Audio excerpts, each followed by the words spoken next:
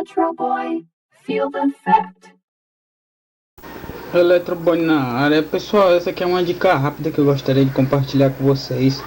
Quando o slot do controle não está funcionando, eu vi que não tem aí no YouTube essa informação de forma clara explicando como o slot para de funcionar. Então eu peguei esse aqui que estava com um problema no slot.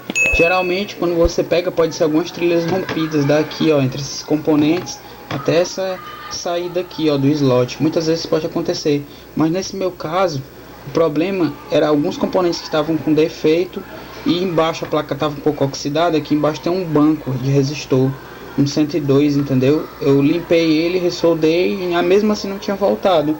Então eu saí medindo esses componentes aqui e eu descobri que dois desses componentes estavam abertos. E a solução que eu encontrei foi essa, ó. Aqui, ó. Vou mostrar aqui para vocês.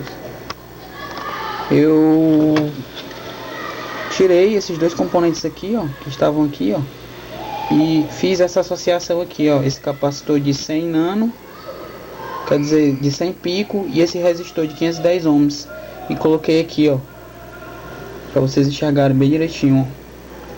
Essa foi a solução que eu encontrei, e o controle retornou, porque esses componentes, eles filtram tanto o controle quanto o memory card, e essas trilhas, ela vem direto para cá, para BGA, ó.